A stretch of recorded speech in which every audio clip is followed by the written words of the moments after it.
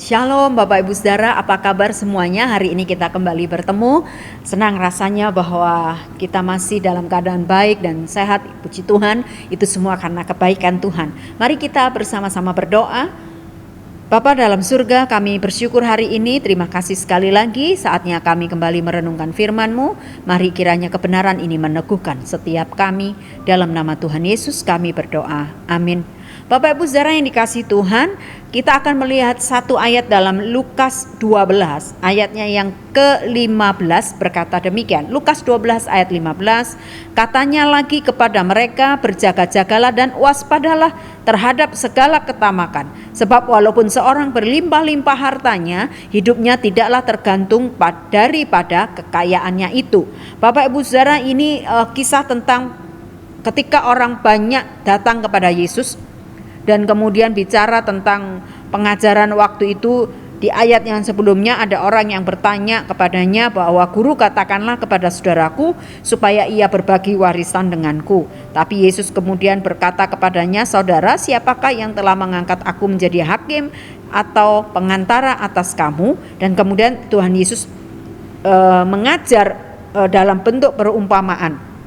Nah Bapak Ibu Saudara yang dikasihi Tuhan, ini Tuhan mau bilang tentang orang kaya yang bodoh. Artinya begini, ketika orang dipercaya dengan berkat yang begitu melimpah, Tuhan tuh sebetulnya mau bilang begini loh, bahwa harus tetap berjaga-jaga dan waspada terhadap segala ketamakan. Artinya memang manusia itu kadang begini ya Bapak Ibu, kalau udah punya sedikit pengen banyak, kalau udah ada sedikit banyak pengen lebih banyak lagi, kalau sudah lebih banyak pengen yang tambah banyak, bahkan kalau sudah punya lebih banyak pengennya juga tambah lagi. Jadi manusia itu selalu ada kecenderungan sifat untuk tidak pernah puas dengan apa yang dia terima atau berkat apa yang ada pada dia. Kadang-kadang kita punya kecenderungan seperti itu. Bersyukur kalau Bapak Ibu Saudara sampai sejauh ini, oh aku gak seperti itu. Puji Tuhan, artinya bahwa kita sadar bahwa berkat yang Tuhan titip atas kita itu semuanya kita patut syukuri dan kita berkata terima kasih, cukup karena Tuhan beri, aku gak perlu meminta lebih gitu ya, karena masing-masing Tuhan sudah percayai terhadap berkat-berkat yang diberikannya kepada kita. Tapi ada kalanya bahwa manusia kadang lupa begitu ya, terus bertambah-tambah begitu ya, maka kemudian dikatakan oleh firman Tuhan, waspada terhadap segala ketamakan. Yang dimaksudkan itu demikian, kadang manusia menjadi tidak pernah puas atas apa yang sudah ada pada dia hari ini. Dan kemudian firman Tuhan di situ katakan, sebab walaupun seorang berlimpah-limpah hartanya, artinya ketika segala kita bisa punya dan gak salah, karena memang Tuhan mengizinkan itu boleh jadi bagian dia, ya kenapa tidak. Tapi kemudian Tuhan mengingatkan bahwa hidupnya tidaklah tergantung, kata firman Tuhan, daripada kekayaannya itu. Sekali lagi, orang jangan sampai salah persepsi bahwa ketika dia sudah memiliki segala sesuatu yang ada pada dia itu adalah yang membuat dia jadi bergantung penuh terhadap apa yang ada pada dia.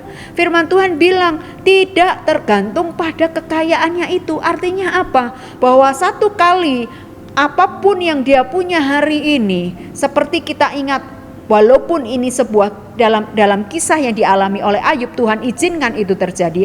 Bukankah Ayub memiliki segala sesuatunya hari itu? Tapi ketika Tuhan izinkan terjadi sesuatu atas hidupnya, maka dalam waktu sekejap semuanya itu bisa hilang lenyap. Dan itu menandakan bahwa apa yang ada pada kita hari ini, apapun itu datangnya daripada Tuhan, dan itu Tuhan yang punya. Maka kalau Tuhan pengen hari itu juga diambil, segala sesuatu juga bisa diambil daripada kita.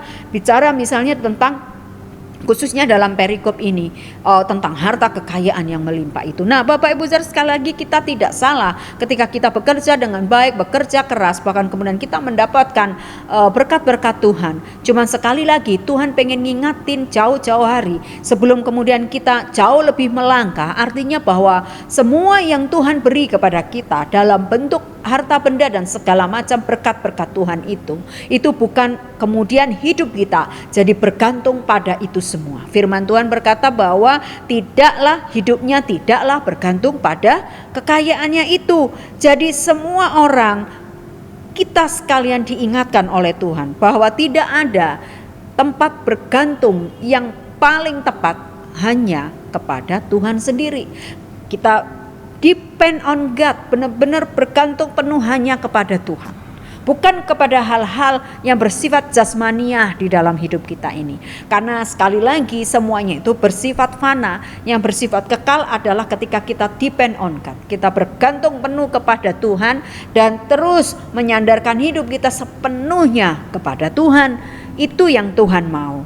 Maka kemudian perumpamaan orang kaya yang bodoh menjadi pengajaran kepada semua orang hari itu. Untuk mengingatkan bahwa ketika segala sesuatunya berhenti, apapun yang dia punya hari itu tidak akan bisa menolong dia. Ayat yang ke-19. Sesudah itu aku akan berkata kepada jiwaku, jiwaku ada padamu pada banyak barang, katanya begitu ya, tertimbun untuk bertahun-tahun lamanya. Beristirahatlah, makanlah, minumlah, dan bersenang-senanglah. Jadi karena sudah ngerasa semuanya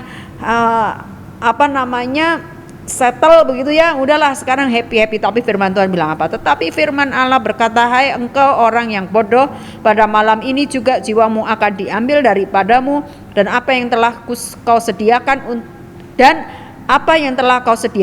untuk siapakah itu nanti? Demikian jadinya dengan orang yang mengumpulkan harta bagi dirinya sendiri, jikalau ia tidak kaya di hadapan Allah.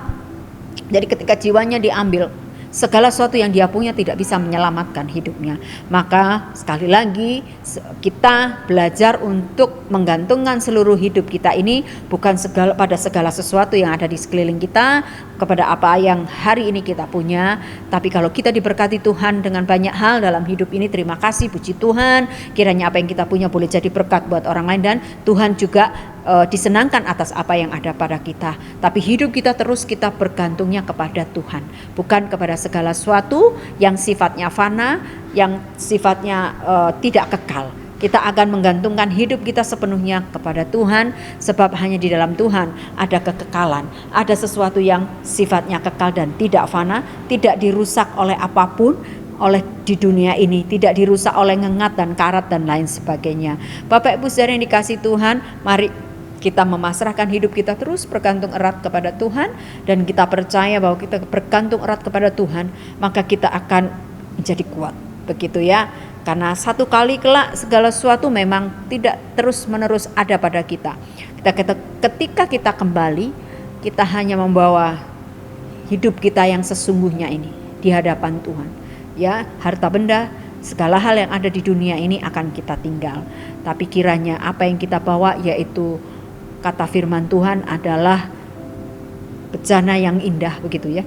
Bukan yang lahiriah, tapi yang batiniah. Kita perkaya, jadi kita menjadi orang-orang yang Tuhan mau, memang begitu ya.